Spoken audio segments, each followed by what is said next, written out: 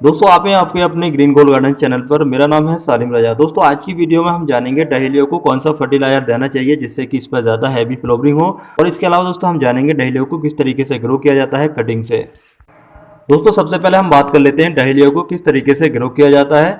तो दोस्तों मैं आपको बताना चाहता हूँ डहेलिया को बल्ब से ग्रो किया जाता है, डहेलिया के सीड भी आते हैं, सीड से भी इसको ग्रो किया जाता है, और इसको आप कटिंग से भी ग्रो कर सकते हैं। कटिंग से भी ग्रो करना बहुत ही आसान है। कटिंग से ग्रो करने के लिए आपको इसकी कटिंग पानी में ग्रो करनी होगी, उसके बाद में मिट्टी में उसको ट्रांसप्लांट करना होता है। तो चलिए फ्रेंड्स अब हम बात कर लेते हैं डहेलिया के जो बल्ब होते हैं, जो सीड होते हैं, उनको किस तरीके से ग्रो करना चाहिए। तो दोस्तों मैं आपको बताना चाहता हूँ डहेलिया के लिए जो आपको मिट्टी रेडी करनी है कुछ इस तरीके से रेडी करनी है। लगभग आपको 50% लेनी है अपने नॉर्मल गार्डन की सॉइल, इसके अलावा 30% आप ले सकते हैं सैंड, और जो बाकी बचा उसमें वर्मी कंपोस्ट मिक्स करने के बाद में, सॉइल रेडी करने के बाद में आप बल्ब लगा सकते हैं।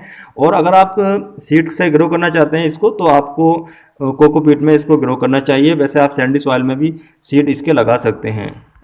दोस्तों अगर आप घर पर ग्रो नहीं करते हैं डहेलिया को, तो अगर आप नर्सरी से इसके पौधे को खरीद कर लेके आते हैं, उसके बाद में अगर आप इसको बड़े पॉट में ट्रांसप्लांट करना चाहते हैं, तो किस तरीके की मिट्टी आपको रेडी करनी है, चलिए इसके बारे में बात कर लेते हैं।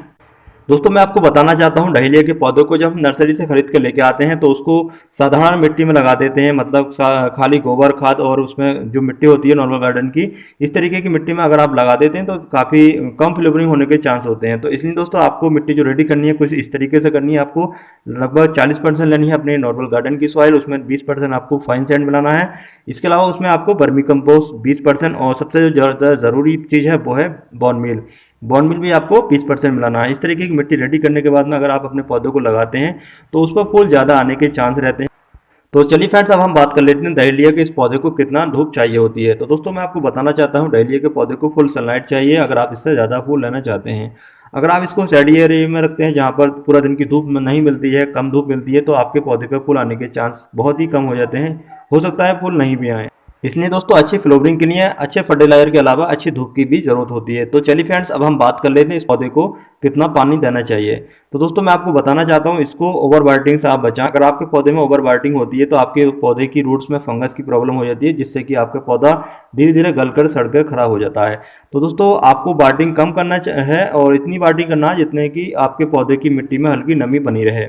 ज़्यादा ओवर वाटरिंग से आपको इसको बचाना है।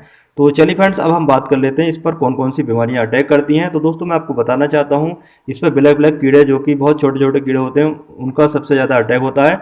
इस तरीके के दोस्तों अगर कीड़े आपके पौधों पर अटैक करते हैं तो आप अपने पौधों पर 15 से 20 दिन के अंतर पर इमिडाक्लोप्राइड एक इंसेक्टिसाइड आता है, उसका स्प्रे कर सकते हैं, जिससे कि आपके पौधे हेल्थी रहें और बीमारियों से बचे रहें। दोस्तों आपने देखा होगा अक्सर आपके डहेलिया के पौधे की जो नई कलियां आती हैं वो ब्लैक होकर के सूख करके खराब हो जाती हैं। तो दोस्तों उस पर जो मॉइस्चर चूसने वाले कीड़े होते हैं उनका हमला हुआ होता है। तो अगर आप ज़्यादा फूल लेना चाहते हैं अपने इस पौधे पर, तो आपको इमिडाक्लोप्राइड का हर 20 दिन पे अंतराल पर छिड़काव करना जरूरी है। अगर आपके पौधे पर बीमारी ने अटैक नहीं भी किया है तब भी आप इसका स्प्रे कर सकते हैं।